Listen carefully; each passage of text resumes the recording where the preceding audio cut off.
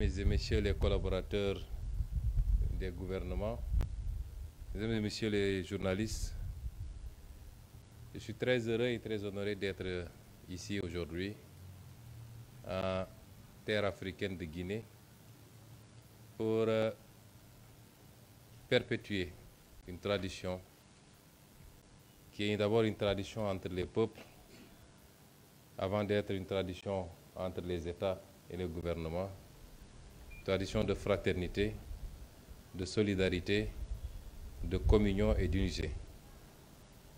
Je voudrais, à l'entame de mon propos, remercier son Excellence le Président Mamadi Doumbia, qui, comme je l'ai dit tout à l'heure, est un ami et un frère, avec lequel je m'entretenais beaucoup bien avant notre accession au pouvoir.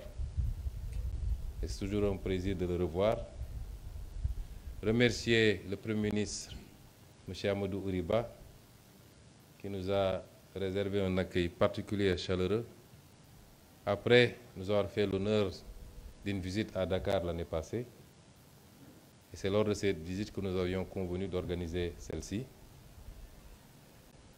lui témoigner de mon amitié, de ma confraternité et de mon engagement, ainsi que celui de tout mon gouvernement, à œuvrer avec le gouvernement de la République sœur de Guinée pour hisser les relations entre nos pays à des niveaux jamais atteints.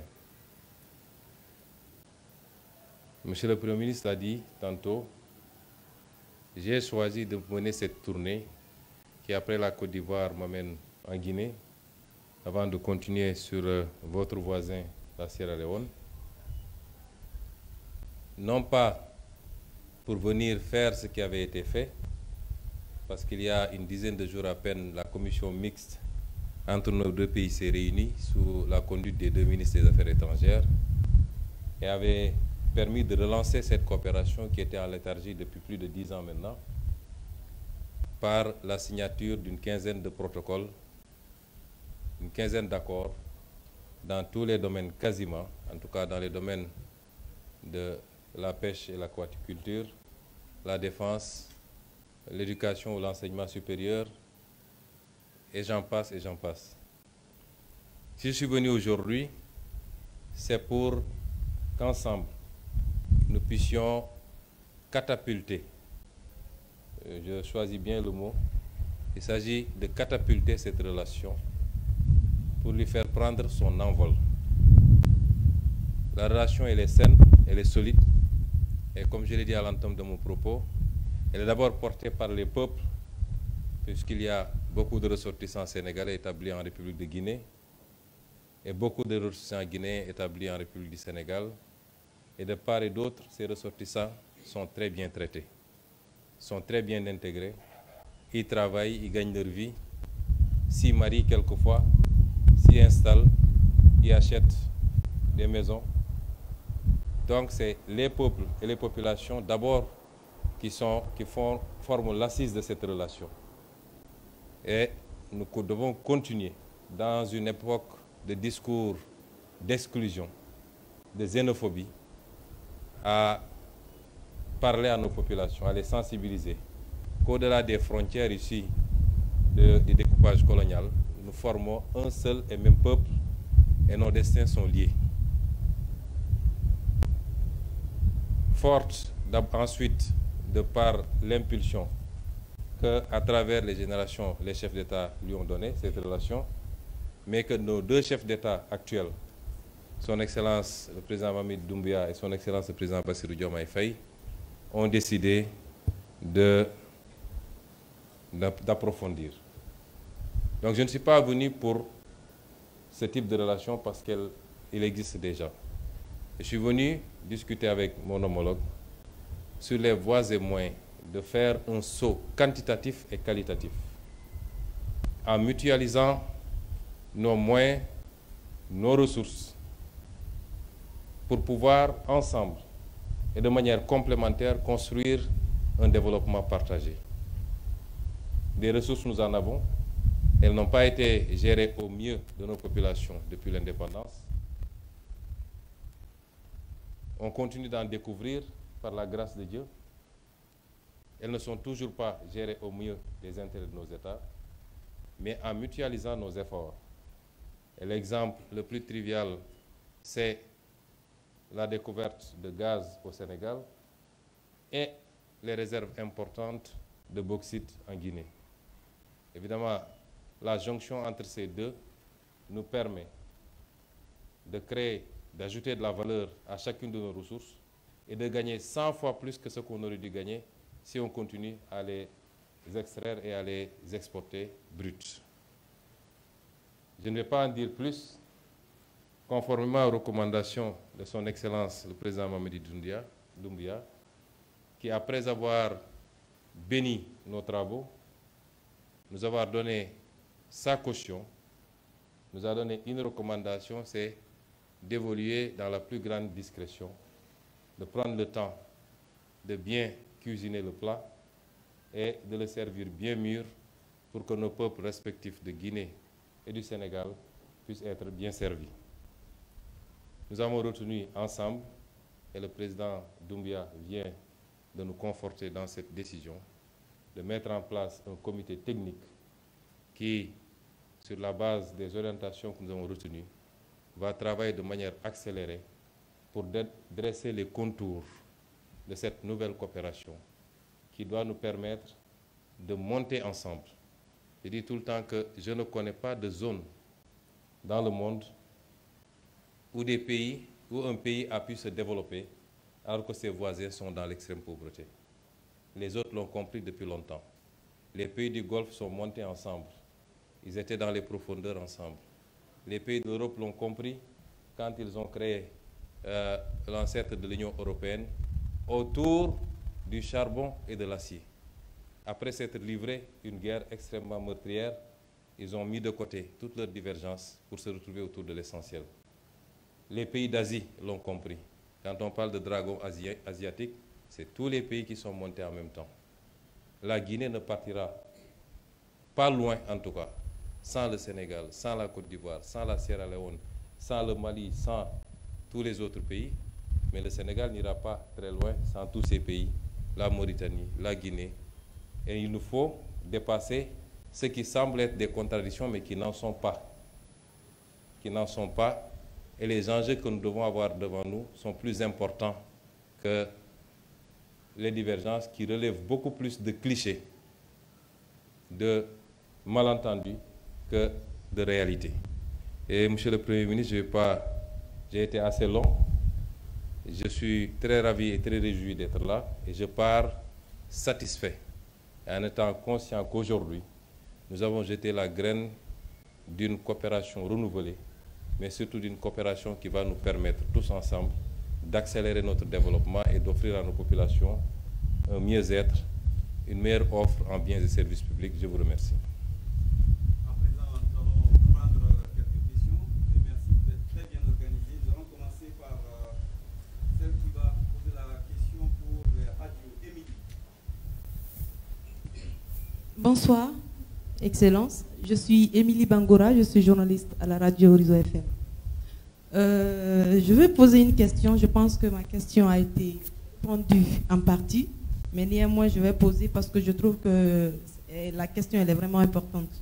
Il y a des leaders d'opinion qui tiennent des propos menaçants par rapport à la présence massive des Guinéens au Sénégal. Peut-on dire que ces propos ne sont pas à prendre au sérieux, Monsieur le Premier ministre? Merci pour la question. Madame, je peux vous dire que c'est des propos à ne pas prendre au sérieux. En tout cas, tant que nous serons au pouvoir.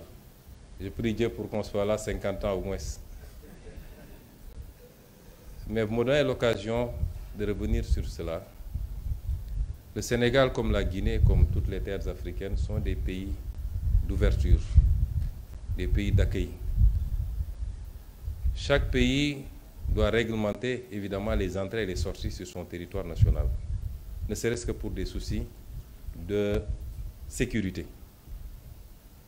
Mais au-delà de ce contrôle minimal qui ne peut manquer, nos pays sont réputés être des traditions d'accueil. Et je suis aujourd'hui en Guinée. Je suis sûr que même vous, madame, si on remontait un peu loin vos origines, je ne serais pas surpris qu'un de vos grands-parents ait quitté la Sierra Leone ou le Sénégal ou le Mali pour être ici en Guinée. Et c'est pourquoi il y a des idéologies que nous ne pouvons pas accepter. Elles sont intolérables.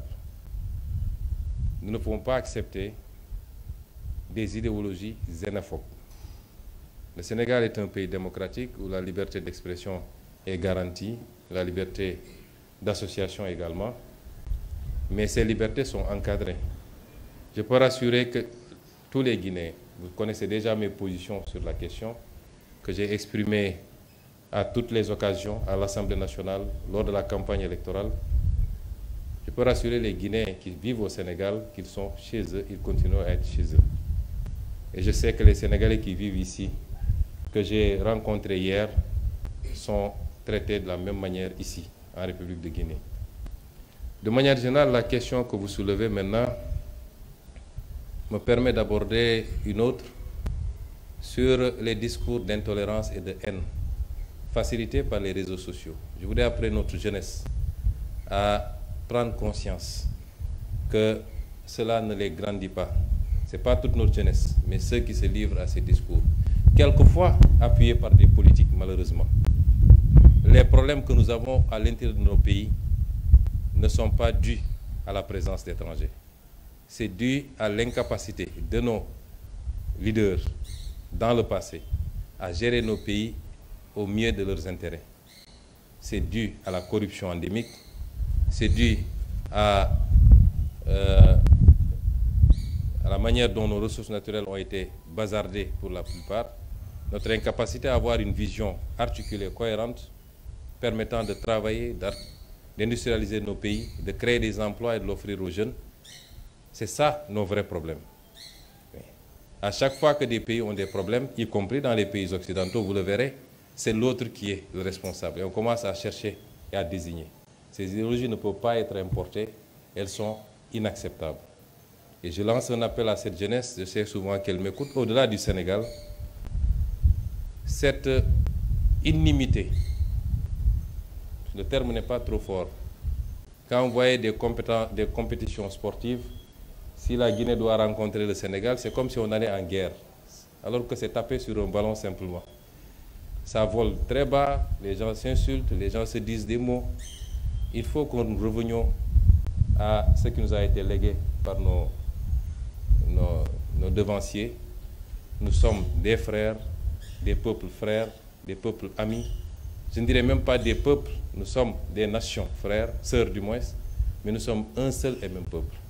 Et je voudrais vous rassurer qu'au Sénégal, toutes les dispositions ont été prises pour que les discours xénophobes, indexant l'autre simplement parce qu'il est, que ces discours disparaissent et qu'ils ne soient jamais suivis d'actes.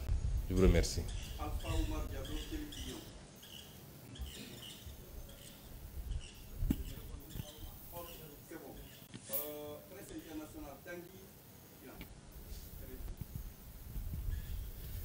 Bonsoir, messieurs les premiers ministres. Donc voilà, je m'appelle Tanguy Bihan, je suis journaliste pour RFI, mais je m'exprime au nom également de mes confrères de la presse internationale. Alors en Guinée, ça fait maintenant de nombreux mois que 2 activistes de la société civile et un journaliste ont disparu. Des organisations de la société civile sénégalaise et guinéenne ont interpellé le Premier ministre sénégalais Ousmane Sonko sur cette question, lui ont demandé de s'exprimer auprès des autorités guinéennes sur cette question. Alors je voulais savoir si aujourd'hui, au cours des rencontres, est-ce que c'est un sujet qui a été abordé et est-ce que vous souhaitez profiter de ce moment devant la presse pour vous exprimer à ce sujet? Merci pour la question. Je suis venu ici pour une tournée économique et voilà une question éminemment politique. Monsieur Tanguy, les États, quel que soit le niveau de fraternité et d'amitié qu'il y a, les États ont de réalités internes qu'il faut respecter. Aujourd'hui, il y a des gens qui sont arrêtés au Sénégal pour différents délits, qu'on peut qualifier, certains qualifient de délits politiques. Et ce n'est pas aux autorités guinéennes de venir au Sénégal nous dire ce qu'il faut faire. Je m'abstiendrai par respect de venir en Guinée pour avoir à dicter aux Guinéens ce qu'il y a à faire. Si mes relations amicales et fraternelles me le permettent, et si je devais en parler, ce serait en douce, amicalement, mais je ne viendrai pas ici dans une conférence de presse pour vous dire que j'ai dit ceci ou j'ai fait cela. Et je pense que globalement, ça doit se passer comme ça. Nous nous préoccupons mutuellement de l'évolution de chacun de nos pays, puisque la stabilité de chacun de nos pays impacte, ou l'instabilité de chacun de nos pays peut impacter sur les autres pays.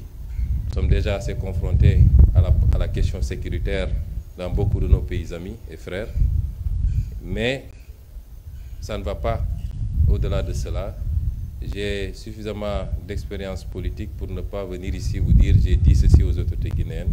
Ça ne relève pas de ma compétence. Mais je souhaite et je prie pour que dans tous nos pays, le Sénégal, la Guinée et tous les autres pays, qu'on ait la paix, la stabilité. La paix politique s'entend, la stabilité, la concorde, et qu'ensemble nous puissions travailler à construire ce que les populations attendent, c'est-à-dire le développement, indépendamment des divergences d'opinion qui ne peuvent manquer dans un pays. Merci.